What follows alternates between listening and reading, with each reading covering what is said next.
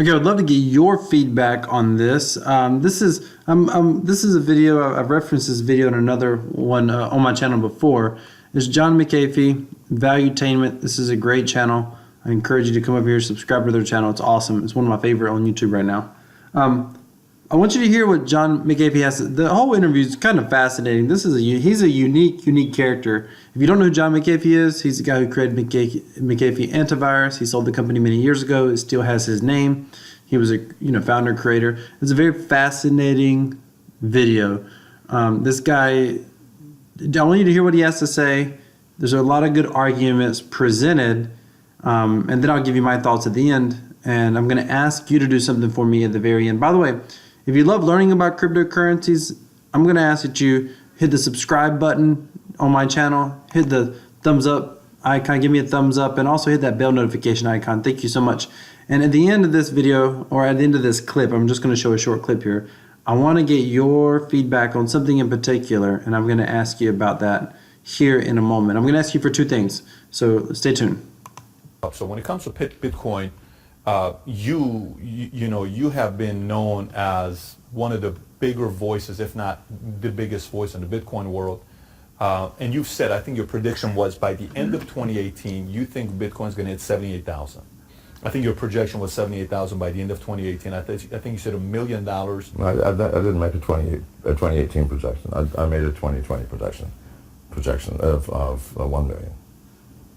I think you said 78,000 to somebody for 2018. I remember seeing 78,000. If I'm wrong, I'm wrong. You may have seen that, and it may have been written, but I promise you I did not say that. Quite a few people said $40,000, $50,000. You're probably even higher than that in your estimation if it's going to get to $1 million by 2020. They're saying $40,000, $50,000 by the end of 2018 is what many people are expecting now.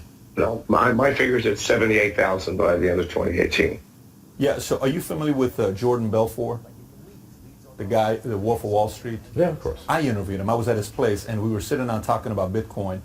And I said, tell me what you think about Bitcoin and what's going to happen. He says, I am telling you, there are not a lot of things I have guarantees of. I guarantee you Bitcoin is going to have a sudden, from wherever it's going to go to all of a sudden nothing, and everyone's going to lose their butt, lose their tail. They're going to lose everything they have. You have a complete different perspective on Bitcoin because of the way you describe it. Tell me your point of view on Bitcoin. Why you think Bitcoin is going to go to $1 million by 2020? Well, there's a bunch of ways to do it. The most common way is to take the number of users of Bitcoin. Because as Bitcoin expands in its user base, both people who hold the coin and people who accept the coin for payment, it's skyrocketing. It's skyrocketing. So it's not going to disappear. It can't possibly go to zero. It can only grow as the user base grows. So it's impossible. Belfort, I don't care how smart he is, he's wrong. He does not understand digital currencies and how they work. Listen, it's Pandora's box. The box has been opened. The spirits are invading the room, and they will not go back in. And you have to believe me. Digital currencies will replace fiat currencies. Why? Good God, I have a wallet on my phone, which is an entire bank. Lending money, sending wires. I don't have to go to the bank. It takes me 10 seconds to do a wire. 10. I've got to go down to the bank, fill out a bunch of forms. No, that's nonsense. Utter nonsense. Do you think that is going to go to zero and we're going to go back to this incredibly dull and bizarre way of using money with banks? Please God. So I got a rebuttal for that one. A question for you. So for me, I've been in the financial industry for a while. Series 766. I run an insurance company. We do pretty well for ourselves. The part that concerns me with Bitcoin, I really want to hear your rebuttal on this. When Jamie Dimon is touching $7 trillion of money per day of transactions, that's not just money, that's a lot of political power with a lot of countries that are connected to that $7 trillion. Yes. And so he is one phone call away from so many different prime ministers, presidents, kings, sheiks, whatever you want to call it, because he's touching all these money. I'm not talking.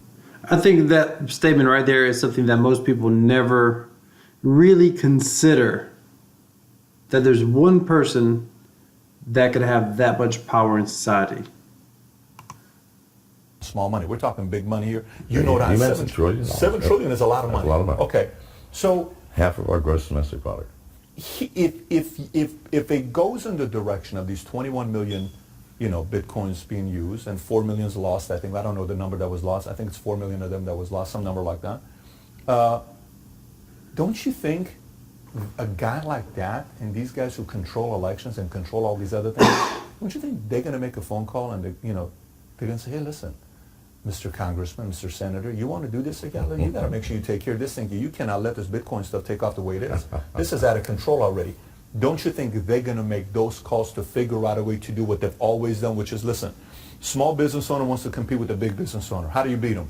Very simple. Big business owner goes to somebody and helps them out financially in the political side and says, listen, make the barrier to enter more difficult. How do you do it? More regulations, more licensing, more laws, more rules, more this stuff. And so the new guy cannot come and compete with this guy. He has, in a sense, a monopoly with two other companies, if you want to call it a monopoly. So that is my only concern with the argument you're making is... But you're assuming that Congress can make whatever laws they want, obviously. They can outlaw Bitcoin. They can do what they want. You're assuming that there is a possibility of enforcing those laws. That's utter fucking nonsense. You cannot stop a distributed system that is worldwide. There is no law that you can make. If you had one person per citizen in the country, 400 million enforcers, you still couldn't do it. Well, because the enforcer will have to sleep for some point. It's not possible. Okay? Now, admittedly, the way the things were 6 months ago, when exchanges were centralized, you could shut down an exchange. You can't do that anymore. They've now decentralized exchanges. You can't stop it, you can't shut it down, and you can't know anything about it. So tell me, sir, how will you enforce these magical laws that Congress is going to make? Jamie Dimon has no power in this world. So let me ask you this then, a follow-up to that. You remember what happened with China, right? When China was going through their... And Bitcoin dropped, I think, from 10,000 to 6,000. It came back up, obviously, to 10,000, but it dropped. And I think in a event or an interview, you said it dropped. That was one of the reasons, because China knew whatever it is that was linked to that. And then on top of that, they made it difficult for users to use Bitcoin to buy things. Okay, so go to that. So what if somebody says, let's make it difficult for these guys to use their Bitcoin? I don't accept Bitcoin. So then what happens to Bitcoin? But how are you going to make it difficult? What are you going to do to make it difficult? That's my question. I don't accept it. Well, that's fine. Then you're not going to do business, because the guy who does, and you're not going to know if he's even accepting it. He's going to advertise on the dark web if he needs to. So what if Chase comes and says, no problem, I own merchant services, authorize.net. They own it. I do business with authorize.net. Guess what? Your rates when you accept money from American Express, from Visa, MasterCard, is 1.25. You know how the numbers they have. But if you take Bitcoin, 6.75%. But the banks don't even know what's happening. This is not through the banks. The bank's not involved. The bank has nothing to do with this. They don't even see it. It's an undercurrent, because once you get the exchanges distributed, nobody sees it. The banks have nothing to do with it. But in fact, go ahead and do what you want on your credit card. We're not using credit cards. We got Bitcoins. Why do we need credit cards? Listen, let me explain to you where I'm coming from. I own Bitcoin myself, so I'm not coming from a point of view of I'm just playing devil's advocate. No, I It's a understand. very small portion, by the way. But here's the misconception. The misconception is that legislation can have teeth. It's not possible. This is a distributed world. There is no legislation that can touch it. You can't change it. You can't fix it. You can't stop it. You can't control it. You can't direct it. You have no power. Make the laws. Make whatever you want. It will make no difference. You are that certain about it. Well, I'm a technologist, for God's sake. We're talking technology. I mean, a lot of technology people have been wrong in the past before, though. But you're that certain about it. Not wrong When about I their wa- technology. when And this I is watch technology. you- I'm telling you something. Just like I can tell you antivirus software does not work because it cannot stop the hackers in the world. I said that earlier. Why? Because it technologically can't. Nothing can. Now, same thing with Bitcoin. You can't stop Bitcoin. This is a fact. Technologically impossible. Cannot be done, sir. Is your number on the $1 million based on a math? And I know you're a math guy. I think you got a major in mathematics, right? I think you got a major in mathematics. And as somebody who's a math guy and your brain is wired, everything is math, did you come up with $1 million based on a formula, or did you come up with $1 million of assumption of what you think is going to take? I came at it two ways. I looked at the number of users, the user growth, and I chose $1 million because it has to be more than $1 million. I can guarantee it. He gives one of the best explanations that I've heard. One of these explanations I'm familiar with but the second one I'm not. He gives by far one of the best explanations on deriving a value to Bitcoin in the future, and this is where I really want you to pay attention. I came at it that way. It came up with maybe between 3 and 7 million. I came at it the mining way, okay, which I believe is a lot more valid.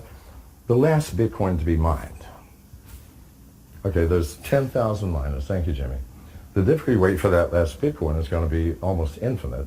It's going to cost $4 to $5 billion to mine that last coin, and miners are going to do it. The value of that coin has got to be more than the work put in to mine the fucker. So if it costs, let's say, even $1 billion, all right, so $1 billion, the last one. Why don't you work backwards from there and find out what the end of 2020 is going to be? So 2 ways come up with the same number. Between, that's 5 million is probably the thing. 1 million, it's way outside the lower range, so I'm very safe. It's fascinating watching your level of conviction that you have in the It's not product. a level of conviction. I look at reality as objectively, not with what I wish it would be, but what it actually is. And it is not just Bitcoin. I'm talking about the entire, because there are 2,000 other coins. Bitcoin is not it. You know, Bitcoin is less than a third of the total market cap for alternative currencies. So no, you cannot stop them. You cannot change them. You cannot control them. Accept them and try to fix your life to get in line with reality. Okay, so let me ask you this last question on the topic of Bitcoin. What would your if you were to be the devil's advocate of that same exact argument, what is the best argument that you've gotten that's made you question the Bitcoin side? Or have you had any? Has anybody said anything Well, or the made only you look arguments I at get are what if governments don't like it and stop it? I'm going, please, you haven't thought that through, people. How? No one has ever shown me a way to stop it. They show me ways to create laws. Well, good Lord, make all the laws you want. We do that all the time. In the 1930s, we made it a law that you could not drink alcohol. We consumed more alcohol per capita during that period than in any period in American history. Today, what are we doing? It's illegal, federally and in most states, to smoke weed. If you find me a random person that doesn't smoke weed, sir, well, you don't perhaps, but maybe you do. Somebody in this room does. I can smell it on your clothes. Sorry, Sir Jimmy. I had a good time with you guys earlier, by the way. Really, really cool team you got here. Well, thank you so much for taking the time. I mean, I've enjoyed your perspective on different views that you have.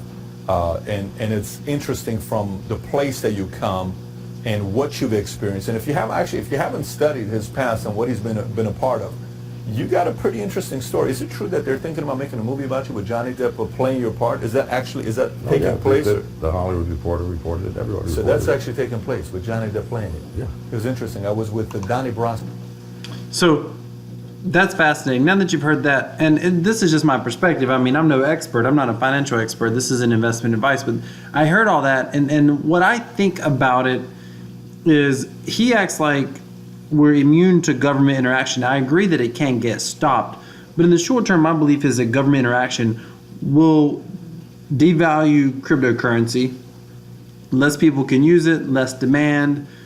I do believe the government can dissuade people from using it for a while. He compared it to weed. He compared it to alcohol, and I think that's a fair question. If people want to, they will. I don't know that people want to enough to sustain in current price levels in the short term. However, in the long term, I think that the price goes up. I think that the more people use it, I do agree with him about Pandora's box. Look, if you've sent Bitcoin, or if you paid with something in Bitcoin, you start to realize it's pretty handy. And if you've ever paid for anything expensive with Bitcoin, and you've ever, look, being a business owner, I've taken transactions that were several $1,000s, and credit card fees can be as high as 5% on the merchant side, especially for certain credit cards. Well, 5%, for example, of $10,000 using round number, that's significant. That is a significant fee. But with Bitcoin, you take $10,000 worth of Bitcoin, $2, $3, $4, $5, $6, $7, depending. I mean, it has been higher than that, but it's less than $10. And you start quickly realizing the significance, and then the speed at which it gets sent. Someone sends you a wire, it takes a day or two. someone sends you Bitcoin, and he made a great point there. So I do agree that Pandora's box is out. I think short-term government intervention in the short term can definitely affect the market. The short term, by the way, could be for a while, but I think long-term the technology ultimately prevails. I thought it was fascinating when he started talking about the cost to mine the last coin. And I've seen it on Twitter, and I've heard news stories that he said one Bitcoin could go to $1 million. I thought it was incredibly interesting to hear him say that's the low range. He could see it as high as 4 or 5 million, and he talked about because of the cost to mine the last one. And that's the first time where I really thought about price being set by the expense of mining the coin. That's one factor clearly that's going to go into the cost of the coin, just like the cost of. I do disagree. He says people are going to do it though. People are going to do it. Yes, I think they will, but it's just like mining gold or even oil. There's certain oil rigs in the country that are very, very expensive to operate. And until oil prices are high, they don't run those rigs. There's certain areas mine gold where mining is very expensive and they won't mine it. But if the price of gold shoots up, then they start mining it because it's worth it. So I think that could play a part as well. I don't know. These are my thoughts. I mean, I think long term, he's definitely closer right than wrong, in my very amateur opinion. I would love to know what your thought is. From one YouTube creator being myself to one YouTube watcher being yourself, I would love to see what your comments are. And if I get some good comments, I'm going to post them on another video because I think it's good for the community to kind of hear back and forth. In fact, if you come down here, there's some interesting comments. This one right here, I actually replied to this and it didn't go. I don't think they're going to let my reply go through. He says, since I don't need secrecy for paying for drugs, pay for a hitman, kitty porn, or prostitutes, I'll just keep using my low-cost debit cards. Oh, this is the wrong one. Bitcoin is legal gambling, an expensive game of hot potato. Oh, this is the one I responded to. Sorry. Since I don't need secrecy for paying for drugs, pay for a hitman, kitty porn, prostitutes, I'll just keep using my low-cost debit credit cards for my purchases. Why pay for the high cost of using Bitcoin? What intrinsic value does Bitcoin have other than black market purposes? Well, I just told you the intrinsic value. It's far faster and far efficient for transactions. I mean, that's the intrinsic value. The fact that it's easy, the fact that it's private, the fact that it's decentralized, the fact that it cannot be inflated. I mean, you lose 3%. Inflation averages 3% a year. You're losing 3% on every dollar you save today towards retirement. And you're going to lose that 3% every single year just based off average inflation numbers. So when you talk about intrinsic value, what intrinsic value does a dollar bill have? Where is the asset behind a dollar bill? I don't know. When people say the intrinsic value, I always ask, well, what do you think the intrinsic value of a dollar is? He goes on to say Bitcoin is legal gambling, expensive game of a hot potato, nothing more. Enjoy while it lasts. Criminals, fanboys. I cannot stand the personal attacks. Let's have an educated discussion. Listen, let's continue to have the discussion. Even if you agree with this guy, put your comments below. I'd love to hear what you have to say. I would love to converse back and forth. I think together, as citizens, as people, we're going to rise up, create something great, learn about something great, be in the know, be informed, talk to one another, share with one another. Information is key. Thank you so much for watching. Have a great day.